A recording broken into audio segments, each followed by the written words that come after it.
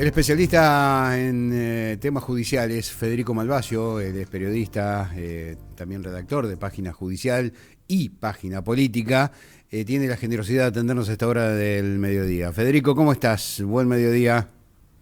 Buen mediodía para ustedes, ¿cómo andan? Bien, acá estamos tratando de interpretar toda la información que se va sucediendo minuto a minuto en esta mañana, con un montón de temas pendientes.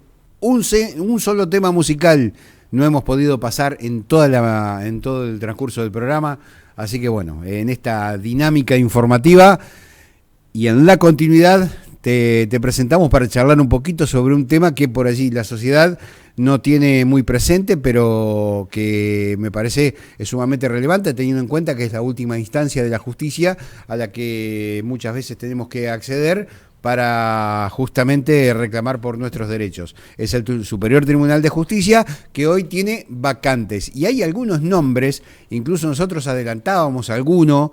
Hay que tener en cuenta que nos está reproduciendo FM Argentina 93.9 de la ciudad de Viale, también en Seguí, pero bueno, Viale tiene un nombre anotado para este cargo vacante, Federico.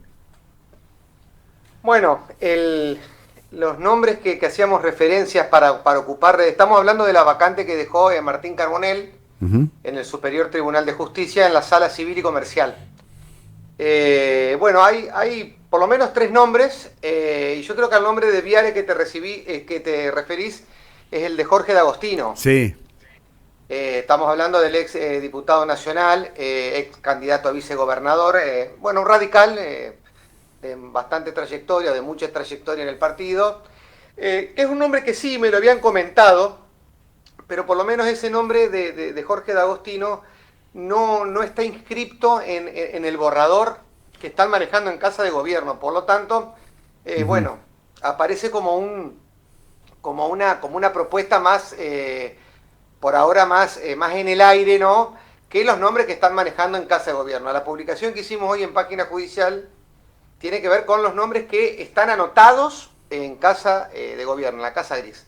Sí. Estamos hablando de dos juristas de Concepción del Uruguay. Uno es Federico Lacaba, del Contencioso Administrativo de Concepción del Uruguay, y Federico Tepsich, de la Cámara Civil y Comercial, también de Concepción del Uruguay. Por el lado de las mujeres, bueno, aparece Ana Clara Pauletti, que es un nombre que ya ha aparecido varias veces en los borradores cada vez que quedó una vacante, por lo menos durante todo el proceso de gobierno de Gustavo Bordet. Esos son los tres nombres que hoy están ahí en los borradores del gobierno provincial. Son tres personas de intachable digamos, currículum académico, tienen una trayectoria judicial importante, para que hoy están ahí para cubrir una vacante en la Sala Civil y Comercial que había dejado Carbonell. Carbonell, si recordarán, que cuando fue designado por Bordet, bueno, la única crítica que se le hizo era que venía del fuero penal. Sí. Para integrar una sala civil y comercial. Bueno, ahora esa sala civil y comercial, por lo menos los candidatos que están y candidatas que están dando vueltas, vienen precisamente del fuero civil y comercial. Y ahí me detengo brevemente en Jorge Marcelo D'Agostino, que más bien viene del lado del constitucional. Sí, bueno, él es docente de Derecho Constitucional en la Universidad Católica Argentina. Bueno, fue candidato convencional constituyente. Sí, él viene más del palo del administrativo. Exactamente. Ajá. Bueno, ¿y por qué los borradores se manejan en casas de gobierno? Bueno, primero porque el Poder Ejecutivo es quien debe designar, y acá no hay concurso, digamos, la Constitución no prevé un concurso para la designación de los vocales del Superior Tribunal de Justicia, ni para el procurador, ni para el defensor oficial. Por lo tanto, bueno, como es una designación del Poder Ejecutivo, sí, es ahí donde se van a definir. Bueno, hay una serie de cuestiones que tienen que ver en torno a estos nombres. Bueno, por un lado, se dejó trascender, en realidad el que dejó trascender fue el secretario de Justicia Martín Acevedo Miño, Ujú. que de una vez se iba a hacer lugar a un reclamo histórico de la matrícula de abogados, del Colegio de Abogados, es que al Superior Tribunal de Justicia lo integre un abogado de la matrícula. Bueno, esto cuando uno ve los candidatos que están dando vueltas, no hay ningún abogado de la matrícula, estamos hablando de 3 funcionarios judiciales, Claro. es decir, de 3 camaristas. Ujú. Así que bueno, por lo tanto, esa versión que echó a rodar Martín Acevedo Miño queda un poco al costado, queda un poco borrada digamos, de lo que está pensando hoy Casa de Gobierno para cubrir esa vacante. Pero aparte, además, el secretario de Justicia quedó un poco en un lugar bastante incómodo después de lo que sucedió la semana pasada cuando se les comunicó a 4 trabajadores del Registro Único de la Verdad, que Sí. dependen del Ministerio de Seguridad y de la Secretaría de Justicia, porque bueno, nada, Martín Acevedo Miño fue quien les hizo saber el último día del mes a estos trabajadores que no iban a seguir trabajando en el Registro Único de la Verdad. Bueno, hubo todo un movimiento ahí en el gabinete, eh, en donde pusieron paños fríos, en donde detuvieron esa decisión que por lo menos tenía pensado Así Martín que, Acevedo Miño, y bueno, el secretario de Justicia quedó mal parado en una situación bastante sensible, sobre todo porque, bueno, comenzaba el mes de marzo, el mes de la memoria. ujú. Imagínense que echar a 4 trabajadores del Registro Único de la Verdad. Una de ellas era Laura Méndez, que es una militante de los derechos humanos, padres desaparecidos. Bueno, quedó muy mal parado Acevedo Miño. Pero además, Acevedo Miño está siendo observado con no muy buenos ojos, porque esta versión que les contaba recién de que se haría lugar al reclamo del Colegio de Abogados Ujú. para que sea una abogada de la matrícula quien integre, bueno, algunos dicen que el que se propone es el mismo para llegar al Superior Tribunal de Justicia. Bueno, eso por un lado. Ujú. Por otro lado, desde el Superior Tribunal de Justicia se hizo saber al gobernador que de los nombres que tiene pensado el Ejecutivo o que el Ejecutivo ha anotado, no sería de lo mejor recibido el nombre de Ana Clara Pauletti.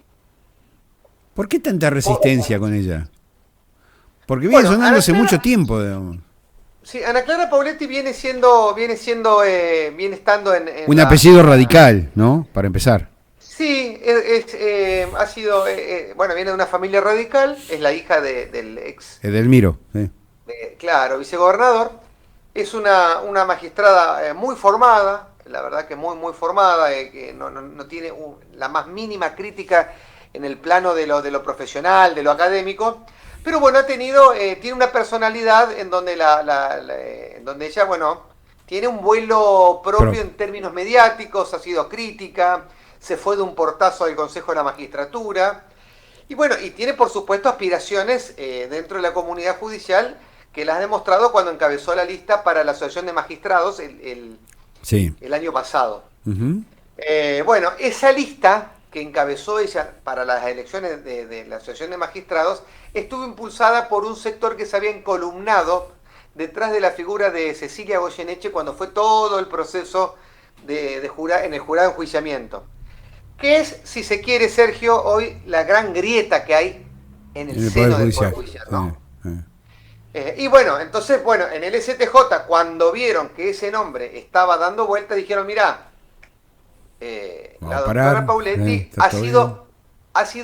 ha quedado, si se quiere, de un lado de la grieta en todo lo que fueron estos últimos años. Por lo tanto, bueno, nada, los muchachos y muchachas del STJ no quieren, seguramente, una persona que, bueno, que tenga también su vuelo propio dentro del Poder Judicial. Hay que ver si Frigerio toma esta esta observación del Sí. Superior Tribunal de Justicia, que no es todo el Superior Tribunal de Justicia, sino que es un sector que uno ahí puede encuadrar a Carubia, a Misahuac, a Susana Medina, bueno, en fin. Nada, el nombre de Ana Clara Pauletti No. para un sector del Superior Tribunal de Justicia no sería la mejor de las opciones que hoy tiene o sobre las que hoy trabaja el gobernador. ¿Lo interpretarían como una afrenta del gobernador la designación de Pawletti? No, yo creo que no, o no debería ser así. Lo que sí creo, o me parece, es que es probable o posible que el gobernador, que Frigerio, tome nota de esta Sugerencia. de esta sugerencia del Superior Tribunal de Justicia, por dos cuestiones. Primero, porque el gobernador ha mostrado una enorme capacidad para no pelearse con nadie. Sí.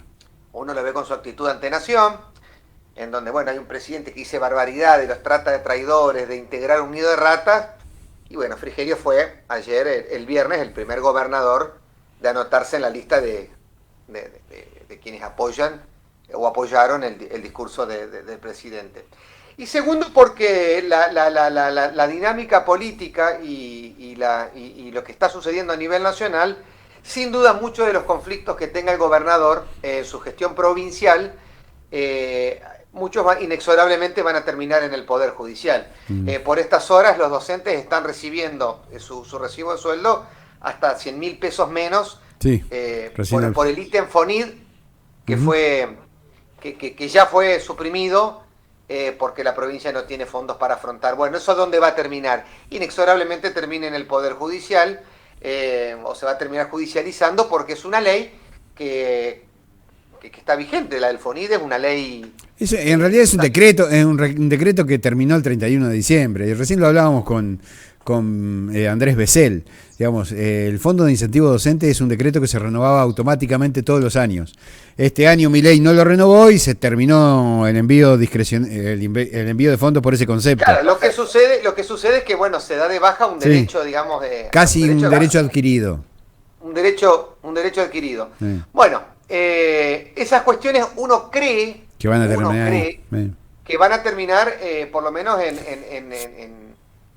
para resolverse en el Poder Judicial. Y bueno, y la política en todo este tiempo, por lo menos de Jorge Busti en el 2003 para acá, ha tomado la decisión de no pelearse con el Poder Judicial. Sí. El último gobernador que decidió enfrentarse fue Sergio Montiel, que su gobierno, muchos de los conflictos se tuvieron que resolver en la justicia, y así le fue, ¿no? Sí. Así que bueno, uno intuye que esa sugerencia del Superior Tribunal de Justicia bueno, no sería de lo mejor posible, de lo mejor que Ana Clara Pawletti sea parte del Poder Judicial, bueno, del Superior Tribunal. Se me ocurre que Frigerio no es que lo va a ignorar, sino que va a tomar nota de esa observación, ¿no? Un tema judiciable, en realidad hay dos temas judiciables, ¿no? El primero tiene que ver con una denuncia que se presentó por la observancia del origen del patrimonio de Gustavo Bordet, primer punto, y el segundo, te saco de agenda, íbamos a hablar solo... Y el otro tema tiene que ver con lo que terminó de confeccionarse el 29 de febrero, que es la lista de los contratos que no se van a renovar. Vos recién mencionabas los de derechos humanos. Ahora digo, ¿qué pasa con, se conoció finalmente el listado? Porque uno de los reclamos, el del hijo de Val, terminó con una negativa del Poder Judicial para su reincorporación. Digo, ¿en qué están esos dos trámites? Primero, el de Bordet y su declaración jurada, que ha sido puesta bajo la atenta observación del Poder Judicial a partir de una denuncia, y lo otro es el tema vinculado con las posibles no renovaciones de contratos en el Poder Ejecutivo y Legislativo Provincial. Bueno, sobre el caso de Gustavo Bordet, todo surgió a partir de la propia declaración jurada. Sí, algo raro, ¿no? De la propia declaración jurada del ex gobernador, del diputado nacional. Declaración jurada que todos conocimos porque la Cámara de Diputados de la Nación exige que se haga pública la declaración jurada. Bueno, primero hay que ver quién hizo quién llevó esa declaración jurada a la justicia para que se investigue. Bueno, es un empresario del campo, un dirigente del campo, de Concordia, que tiene un currículum bastante oscuro. Pero bueno, no importa, más allá de todo el perfil que tenga, que no es un denunciante, sino que lo que hizo fue llevar la declaración jurada del gobernador para que se investigue. Bueno, yo creo que ahí hay algo para, por lo menos para observar, es que no es casualidad que en Concordia el fiscal coordinador es Costa, un hombre muy cercano al procurador Jorge García. Es más, era el nombre que Jorge García quería para la Fiscalía Anticorrupción. Y no es casualidad que en turno, cuando se presentó la investigación, Sí. o se presentó la declaración jurada para que se investigue, estaba en turno el fiscal José Arias. José Arias fue quien encabezaba las marchas en favor de Cecilia Goyeneche cuando fue denunciada en el jurado de enjuiciamiento. Mucha coincidencia. Mucha coincidencia. ¿Y qué se puede sospechar? Que hay una especie de lo que se llama forum shopping, que es cuando uno espera quién está de turno para interponer presentar la denuncia. Sí. ¿Hubo un forum shopping? No lo sé, pero bueno, estos datos yo por lo menos los pongo sobre la mesa para que lo pensemos. Sí. Bueno, el gobernador creo que salió hoy a la mañana a dar algunas declaraciones. Sí. Dijo que acababa que contrató un auditor para probar que su patrimonio no está bajo sospecha, Sí. y que iba a pedir a la Contaduría General de la provincia que se abra la declaración jurada del 2016, que es el año en el que él se hace cargo del Ejecutivo, bueno, diciembre del 2015, Sí. para ver y comparar el crecimiento del patrimonio y y demostrar que no hay ninguna irregularidad. Bueno, en las declaraciones, por lo menos las que yo pude escuchar rápidamente, las desgrabaciones, bueno, hay una parte bastante interesante que me parece que ya hay que verla en clave política, que es que el gobernador dijo no tengo un departamento en Punta del Este, ni tampoco tengo inversiones en sociedades mineras. Creo que el destinatario de esas declaraciones es el gobernador, sí, claro. Frigerio, ¿no? Sí. Que tiene, bueno, una inversión, se ha conocido en Salta con los diputados Monzó y Mazot. Bueno, eso hay que ver, hay que esperar, a ver qué investiga, cuál es qué van a decir las pericias de fiscalía, que han dado lugar a la apertura de una investigación. Y bueno, y eso supongo que se va a poner en comparación con lo que presente el gobernador, el ex gobernador Gustavo Bordet, y bueno, ahí se verá si es irregular o no, o si hay un crecimiento que no se puede probar en cuanto a Bordet. En cuanto a lo otro, hacías referencia a los contratos. Sí. Bueno, en el caso de la apelación que hizo el hijo de Adán Val, Joaquín Val, Sí. Fue rechazado, ¿no? Sí, sí. La presentación, en realidad la presentación fue rechazada, lo que se rechaza es la vía. Lo que entendió la justicia fue que el amparo no era el camino, la vía por la cual recurrir. No hubo una resolución de fondo, aunque en el dictamen del Procurador General, sí, que no es vinculante, pero en el dictamen del Procurador General puso en una línea que en definitiva estamos hablando de contrataciones por las cuales se accedió a un cargo en el Estado sin concurso. Atenti con esto, porque ahí aparece una puertita que se puede abrir, o que se abrió, para se puede poner en discusión un montón de contrataciones, incluso de gente que tiene 10 años y hasta 15 años o 20 años en el Estado, sin concurso. Que eso no es un problema del laburante, sino que es un problema del Estado. Claro. ¿No? Sí. Porque uno enseguida suele cargar, ¿cómo llegó? Bueno, no importa cómo llegó. Ahora, una persona que tiene 10 años, como pasaba en algunos casos del Registro Único de la Verdad, con un trabajador que tiene 10 años por constitución, tiene derechos y la estabilidad súper adquirida. Entonces digo, bueno, acá se empieza a ver todas estas cuestiones, ¿no? ¿Qué dice la Constitución? ¿Cómo se manejó el Estado en los últimos años? Eh, en fin, ¿cuántos trabajadores, cuántas trabajadoras hay que tienen 10, 15, 20 años que nunca entraron por concurso? Sí. Y sin embargo, hace 20 años van todos los días religiosamente a trabajar y a cumplir una función. Mm. Sí, lo que estaba en revisión, en realidad, más allá de lo que pone García en este párrafo, eran las contrataciones del último semestre o el último año y medio, en algunos casos. Sí, sí, yo creo que en el caso este ¿La auditoría puntual, terminó o no? no, eso no lo tengo preciso, no, la verdad que no lo Ah. sé. Terminaba el 29 en Sí, teoría. sí, en teoría seguramente se debe estar haciendo un relevamiento. Sí me parece que en el caso del hijo de Val, Ujú. bueno, nada, hay varios elementos que en un juicio, porque si eso sigue, Sí. se debería hacer una especie de juicio. Ujú. Tengo la sensación de que hay elementos bastante contundentes para que le vaya mal Sí, al hijo pero qué ganas de exponerlo, del ¿no? exintendente, por una sencilla Mm. razón. Supongamos que esto avance a la justicia y se haga una especie de juicio.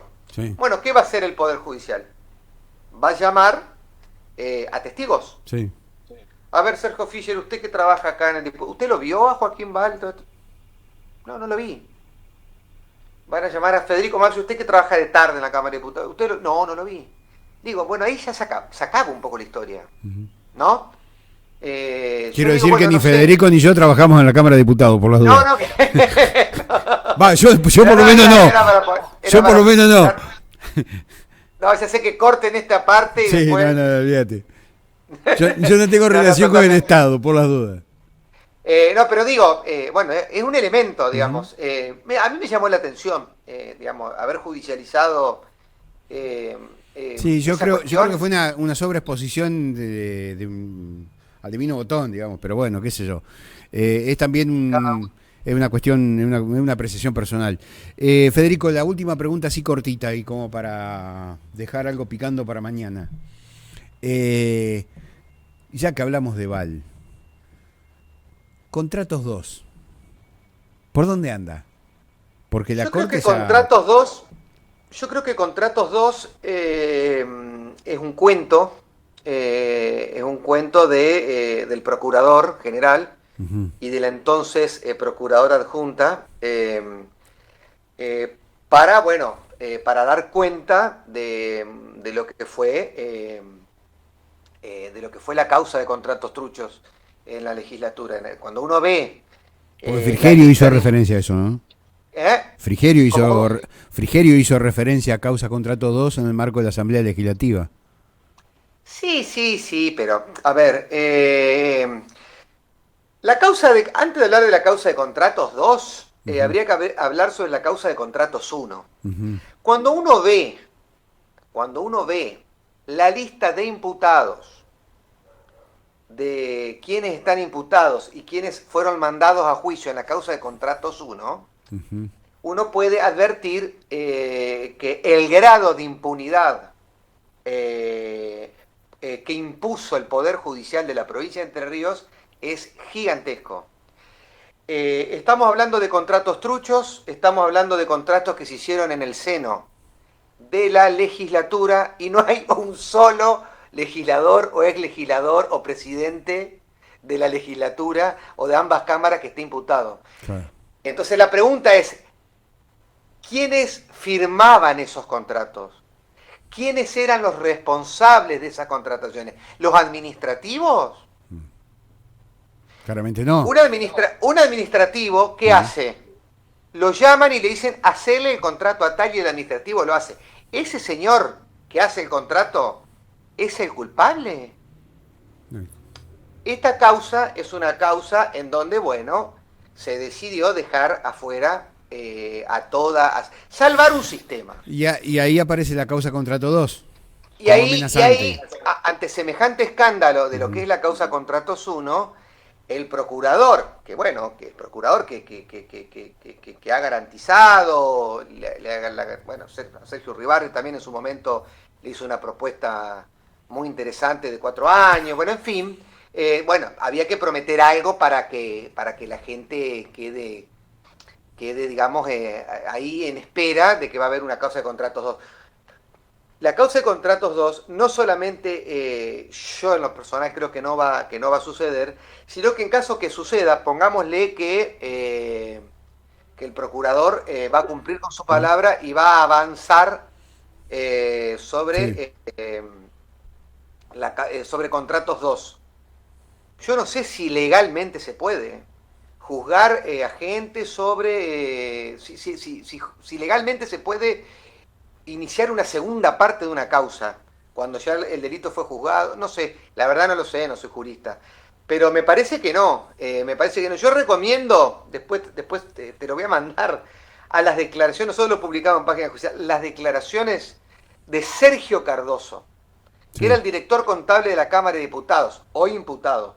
Las declaraciones que hace él 3 días antes que se eleve la causa a juicio, da una explicación muy sencilla y muy clara de cómo se autorizaban y cómo se hacían las contrataciones en la Cámara de Diputados. Cuando uno ve esas declaraciones y ve la lista de imputados y de gente que se elevó a juicio, uno no puede decir que la causa de contrato trucho es realmente un disparate y hubo un corte realmente escandaloso para salvar, bueno, a todo un sistema, por supuesto, del que parte del Poder Judicial también forma parte, ¿no?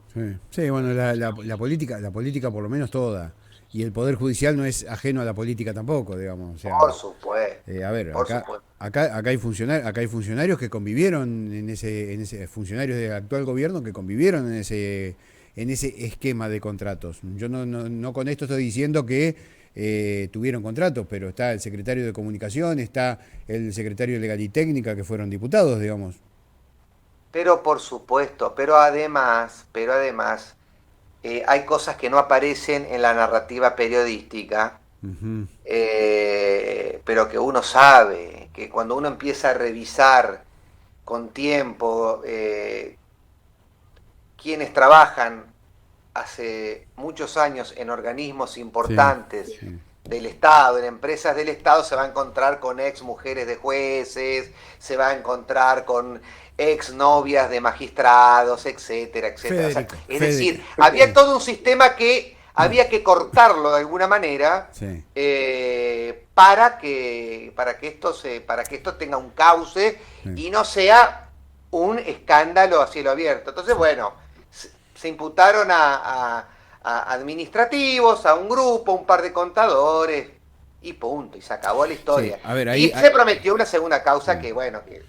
Y ahí entramos nosotros también en este juego, ¿no? Digo, cuando hablo de los periodistas, que muchos hablan o hablamos del hijo de Val y nadie habla del ingreso por la ventana en uno de los organismos que más cobra de la hija de Gustavo Bordet, que es ATER. Por supuesto. No, y aparte también hay familiares de periodistas que... Hay periodistas. Hijos de periodistas o de empresas periodísticas trabajando en empresas como esposas, el Instituto del Seguro. Esposas. Por eso. En universidades públicas. Pero por supuesto. Algún día nos van a agarrar enojados y vamos a publicar todo y nos vamos de Entre Ríos. Pero la información está. No, la información está. Lo que pasa es que, bueno, todo se camina, uno va caminando y viendo de reojo, pero la casta es mucho más amplia de la que dice creen. El señor presidente. Sí. Es mucho más casta es mucho más amplia de lo que muchos creen. Pero bueno, qué sé yo, así las cosas. Hay periodistas que son ex esposos de ex juezas y maridos de redactores de libros y todo. Hay de todo. Federico, espero contar con tu presencia más seguido. La verdad que siempre es enriquecedor, es esclarecedor. Como dijo Javier, plata no hay, pero, qué sé yo, lo nuestro es un apostolado. Totalmente. Yo estoy a tiro de celular, así que me llaman y no hay problema. Abrazo grande, Federico, y obviamente nos tomamos por allí con cierto grado de a ver, un poco laxo, digamos, el tema, pero sí, la verdad que da para hablarlo mucho más en profundidad y es mucho más serio, como dice Federico, de lo que muchos piensan, incluso, ¿no? Esto de la utilización de los recursos para beneficio personal del Estado, ¿no? Abrazo grande, Fede, y a disposición también, ¿eh? Abrazo para ustedes. Chao, hasta luego. Federico Malvasio, de Página Judicial y Página Política en diálogo con nosotros.